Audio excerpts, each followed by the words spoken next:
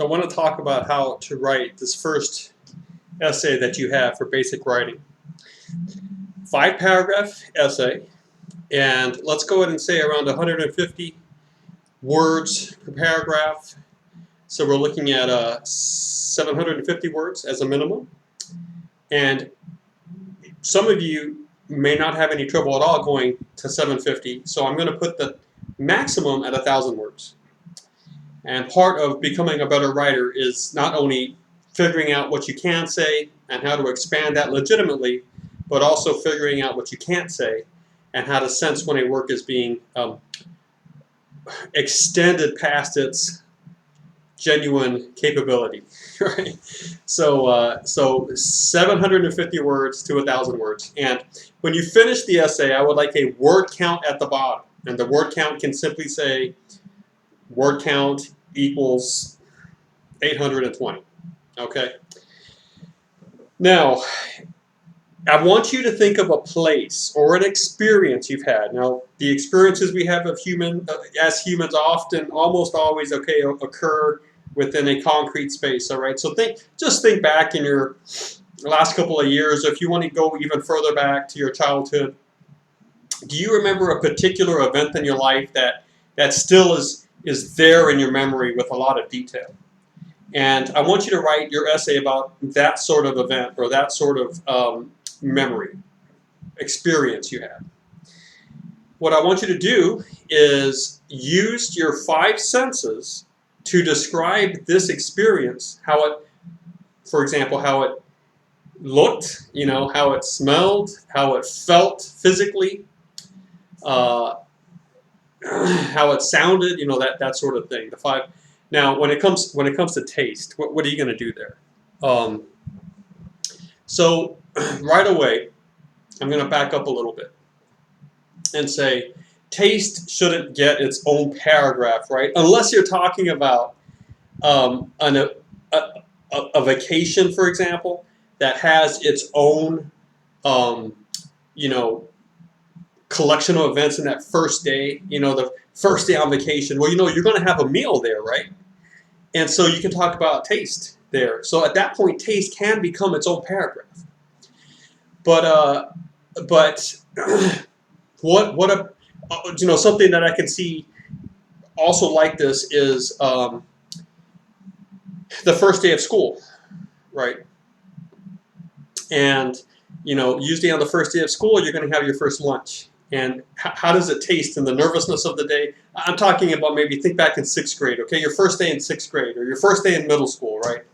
And, I think we can write a great paragraph on how things look, and one about how things feel. Now, look, when it comes to touch, let's go ahead and expand that a little bit. So you might be able to talk to write a few sentences that actually do describe tactile sense, how hard the chairs felt, or how worn, the stairwell, the stairwell banister felt as your hand went over it. You see, you can bring in touch that way. Be creative and try to bring it in. But I think that we can also expand the feeling to something deeper of, say, emotional feeling. Now that is moving away from the physical sense, right? But it's still kind of involving feeling. And you know what? I'm not going to fuss too much if you kind of use that sense of feeling, emotional feeling, to kind of stand in for the tactile sense. Although, you see, if you have an experience that really does bring in how things felt, then you don't necessarily have to make that extension. Go ahead and describe this day. Go ahead and describe the first time you did this thing. If you're thinking about maybe an action or a hobby or a sport or an event, right? And your job is to do it in 5 paragraphs and to use the 5 senses to inform each paragraph. But I want to challenge you, again, as I've been talking about it in the last couple of seconds here, you don't want to get corny or you don't want to overstretch, right? So you have a sort of a sixth sense hanging around it. That's your emotional sense, and I think you can use that to substitute for one of the senses that doesn't really make sense.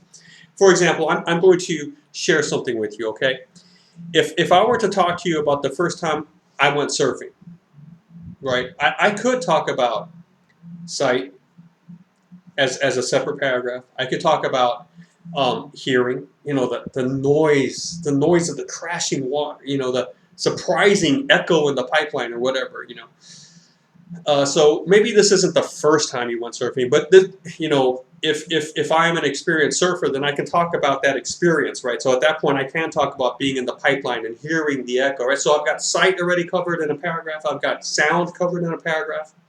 What about taste? Well, maybe there's nervousness at the beginning, so your mouth is dry. I'm not sure if that's really like, can you taste that? But it is dealing with your tongue and your mouth, and then, as you get that water and that spray, and you take a good gulp of seawater, and sand in there. So that sense, I can write a paragraph on it. Now, it might not be as big as some of the other paragraphs, but it will still be big. So a little quick timeout here. I'll come back to surfing, but I just want to say, a paragraph is a focused unit of thought, but it doesn't necessarily, you don't have to make sure they all balance out in, say, a 5-paragraph essay. Some paragraphs are going to be larger than others. So when you think of word count, and I say 150, 750, I just use that sort of notion as an average to come up with what I think is a good range, 750 words to 1,000. But that does not mean that each paragraph here has to be 150 words, or 160 words, 150, 170. No, one might be 80 words, another one might be 200. So what you want to make sure is that you don't have a bunch of short paragraphs and one huge one, because that looks bad. You see what I'm saying? And that affects how your text gets read. Excuse me. You also don't want to have 2 long ones and 3 short ones. That kind of, so when I say that, I mean really long ones and then 3 2-liners, because technically that could be a paragraph, but that's just kind of weird at this point. So you don't want your text to physically look weird, but don't feel like you actually have to balance each paragraph against each other perfectly. You see what I'm saying? All right. So back to surfing. Sight, taste, sound, right? And then what about smell? I can talk about how the beach smells, and how the water smells, and how the wax on the surfboard smells. I can also use the wax on the surfboard to talk about how the fingers feel. And then, what about touch? There you go. How the surfboard touch, how cold the water feels, you see cold and all that. So surfing sort of lends itself to the 5 senses, right? Taste would be kind of like the how. But I could bring in the saltness and just that whole experience of the seawater in your mouth. And okay, so that seems like it's going to work well. If you were to describe, say, your first day at a certain school, I think you'll have no problem with any of that. There's just a lot there, isn't there? But I'm also thinking. By the way, I'm not a surfer. I made that up. But I am a golfer. I've been golfing for a long time, and I really love it, and I give golf lessons. Heads up, if any of you want some golf lessons, give me a call. Maybe we can get together. But I can remember the very first time I swung the golf club in my first 18-hole course experience. Right? I can remember the wind. I can remember the smell. I grew up in the Rio Grande Valley of South Texas, so it's flat and there's a lot of arable land there, agriculture, citrus, aloe vera plants.